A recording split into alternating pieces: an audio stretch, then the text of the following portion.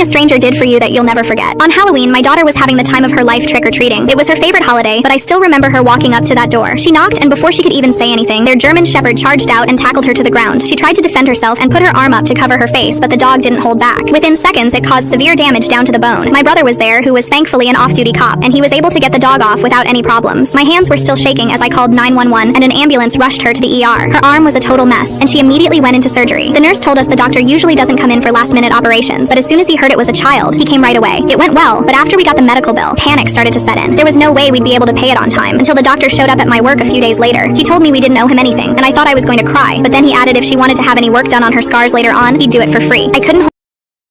What did the barista write on my cup? I've been ordering the same coffee for weeks. Today, the barista smiled and handed me my cup. I didn't look until I sat down. Written in Sharpie, "You've got this." I blinked. Got what? Then I remembered. Yesterday, I'd been on the phone outside, crying about my job interview. She must have overheard. I looked up. She was watching, gave me a small nod. I'd been so wrapped up in my own stress, I didn't realize someone was paying attention. A stranger saw me.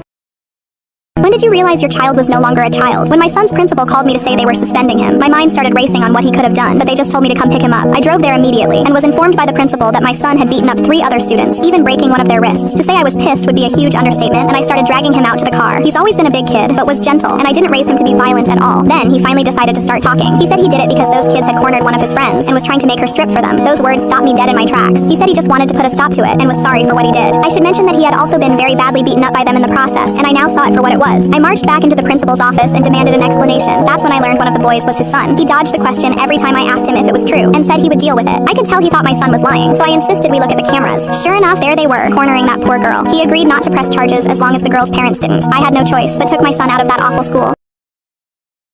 What was the scariest we need to leave now gut feeling that you've ever experienced? Recently gave birth to twin girls. I had kept this a secret from my family to surprise them. A month before I gave birth, my sister's child tragically passed away from SIDS. We were all deeply saddened, and my family mourned the loss of the baby. When I gave birth, my whole family visited me, except for my sister and her husband. I understood because they were still grieving. News quickly spread that I had given birth to twins. My sister visited with her in-laws. Her mother-in-law immediately said that God had sent another baby for my sister, claiming one of my twins was a reincarnation of their lost child. I firmly told them that both babies were mine. They held my twins and looked at each other, convinced that one of them was indeed their lost baby. My husband quickly took our babies and kicked them out. Later that day, my mother visited and insisted I should give one of my twins to my sister because she was mourning. I refused, told her they are mine. The next morning, we checked our Ring camera. My mother-in-law was standing in front of our door at 3 a.m. praying. It sent chills down my spine. I threatened them to leave us alone. Now they are calling me an asshole for not letting them visit and see the I went to the Minecraft movie and left in an ambulance. My friends were telling me I had to go to the movie that night because it was about to be the craziest thing I'd ever seen. Eventually they convinced me, but I honestly had no idea what was about to happen. I hadn't really heard anything about it, and when we got there, I could tell everyone was getting ready for something. The entire theater was full, and everyone was cheering. I thought that was it. But then, we got to that scene. I saw everybody take their phones out to start recording, and even stood up. And as soon as he said those 2 words, it happened. Absolutely everyone in the theater stood up and threw their popcorn in the air, threw their drinks, and started screaming as loud as they could. I couldn't see or hear anything, and they started to form a literal mosh pit behind me. Every guy in the theater was pushing each other and yelling and started falling over the rows into mine. However, someone got pushed directly behind me and ended up taking me down with them. Now I was on the ground in front of all of it, but before I could get up, I suddenly felt a sharp pain in the middle of my face. I tried to scream, but literally couldn't do anything. The lights turned on and police officers were making people leave. They made everyone go home, but I had to go to the hospital. Turns out someone had stepped directly onto the center of my face, completely shattering my nose. Now I can barely breathe and have to get surgery tomorrow.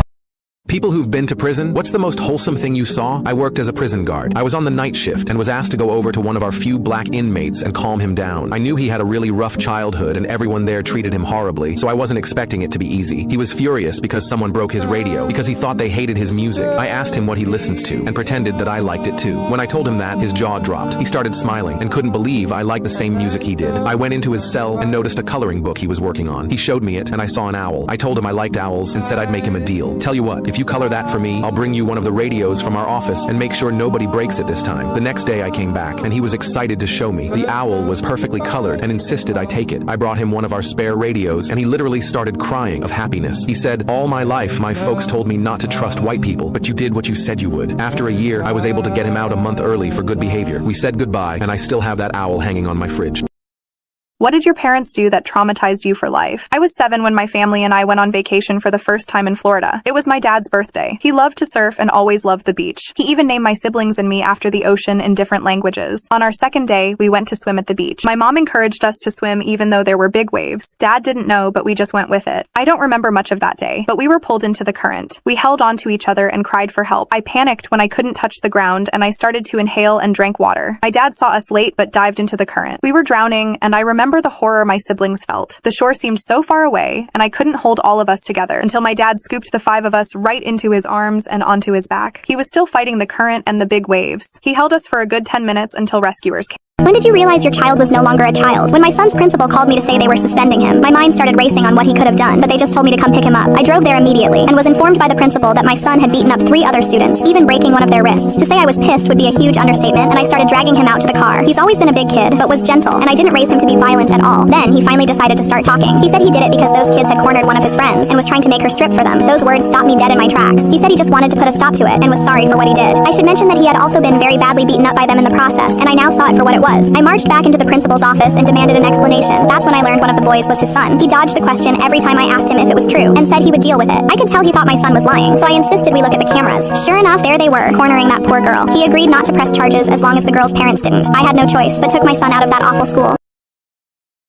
What's something a stranger did for you that you'll never forget? On Halloween, my daughter was having the time of her life trick-or-treating. It was her favorite holiday, but I still remember her walking up to that door. She knocked, and before she could even say anything, their German shepherd charged out and tackled her to the ground. She tried to defend herself and put her arm up to cover her face, but the dog didn't hold back. Within seconds, it caused severe damage down to the bone. My brother was there, who was thankfully an off-duty cop, and he was able to get the dog off without any problems. My hands were still shaking as I called 911, and an ambulance rushed her to the ER. Her arm was a total mess, and she immediately went into surgery. The nurse told us the doctor usually doesn't come in for last-minute operations, but as soon as he heard it was a child, he came right away. It went well, but after we got the medical bill, panic started to set in. There was no way we'd be able to pay it on time until the doctor showed up at my work a few days later. He told me we didn't owe him anything, and I thought I was going to cry, but then he added if she wanted to have any work done on her scars later on, he'd do it for free. I couldn't.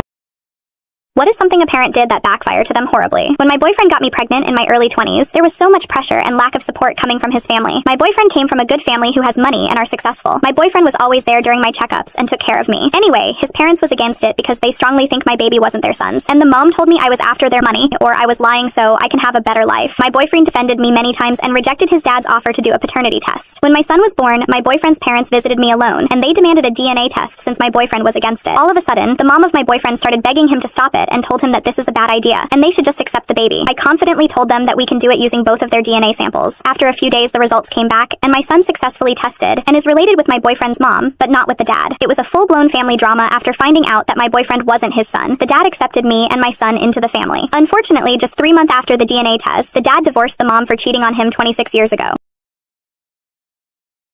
My sister keeps announcing bad news every year at every celebration of my life. I've had enough and walked out. My whole life, I have been told that the day I was born was the worst in our family because it was also the day my sister was diagnosed with cancer. My family hated celebrating my birthday, and they would often ignore my birthday. When I turned 16, my friends decided to throw me a party to celebrate my birthday. My sister wasn't invited, but decided to show up and started telling everyone she had another cancer scare, which ruined the vibes. When I graduated high school, my sister announced that her engagement had ended. My family decided to cancel the graduation party because my sister needed comfort. I finally spoke to my parents and told them how awful it made me feel. They apologized and told me they would throw me a graduation party to congratulate me on my achievements. During the party, my sister showed up and announced she'd had a miscarriage to everyone, and the party died as the focus went to her. Her husband told me I should make non-family leave because my sister needed family, so I left. It took them 2 hours to notice, and when they did, they were all asking what the hell I thought I was doing leaving like that, and my sister cried down the phone to me, saying that she stopped at a flower shop to order some flowers to be wired to his mother, who lived 200 miles away. As he got out of his car, he noticed a young girl sitting next to the shop crying. He asked her what was wrong, and she replied, "I wanted to buy a red rose for my mother, but I only have 75 cents, and a rose costs $2. The man smiled and said, "Come with me. I'll buy you a rose." He bought the little girl her rose and ordered his own mother's flowers. As they were leaving, he offered the girl a ride. "Yes, please, you can take me to my mother." She directed him to a cemetery where she placed the rose on a freshly dug grave. The man, shocked, returned to the flower shop, canceled the wire order, picked up a bouquet, and drove the 200 miles to his mother's house. Life is too short. Spend as much time as you can with people who love you. Please like this video and subscribe this channel.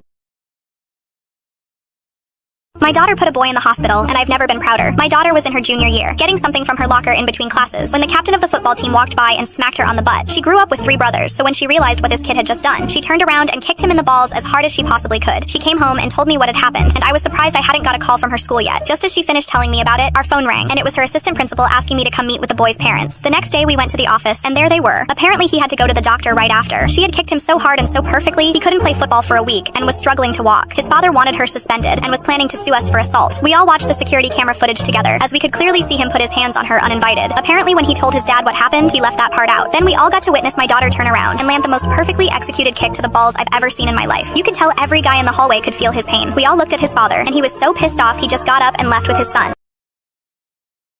I returned my son's birthday present and couldn't stop smiling. My son's birthday was right before Christmas, and when he opened the PS2 I got him, he told me it wasn't what he wanted. He said he wanted to keep it anyway, but I thought he was being really ungrateful, so I went to return it later that day. While I was waiting in line, another kid was standing near me looking at the games. He turns to his mom, who looked exhausted and had cigarette burns on her clothes, obviously very poor. The kid goes, "Wow mom, look how cool this one looks." I overheard they were doing early Christmas shopping. I guess he didn't believe in Santa anymore, which made me sad because he looked only 9 or 10. She told him that wouldn't fit in his Game Boy, and he put it back. He looked really sad while he walked away. The game he wanted was for the PS2, and I knew what I had to do. I went over and took the game he wanted, bought it, and put it in the bag with everything else. When I walked up to him, he looked scared and thought he was in trouble. I handed him the bag, and when he saw what was inside, he didn't believe it. He told me they didn't have enough money to pay for that, but I told him he could have it. He was in shock and asked why I was giving it to him, and I said it was because Santa sent me. He looked so excited, and his mom was crying. She hugged me, and I walked back out to my car before I started crying too. When they left the store while he got into his mom's van, I saw him doing a little happy dance.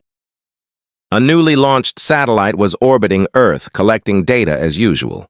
Suddenly, it picked up something unusual, a signal unlike anything ever recorded before. The signal seemed intentional, almost like a message. When decoded, it contained a series of coordinates far beyond Earth's atmosphere, pointing to a mysterious planet no one knew existed. Excited and nervous, space agencies decided to send a probe. Weeks later, images came back. A massive structure, glowing with lights, floating in the dark void. The structure wasn't natural. It looked like a massive spacecraft, completely abandoned but perfectly preserved. Scientists were shocked. How could it exist? Who built it? And most importantly, why was it sending a signal toward Earth? The world watched in awe and fear. The satellite had uncovered something that could change humanity's understanding of the universe forever. And Satellite HD wants to know, did you like and subscribe yet? Hurry, or the next shocking discovery might pass you by.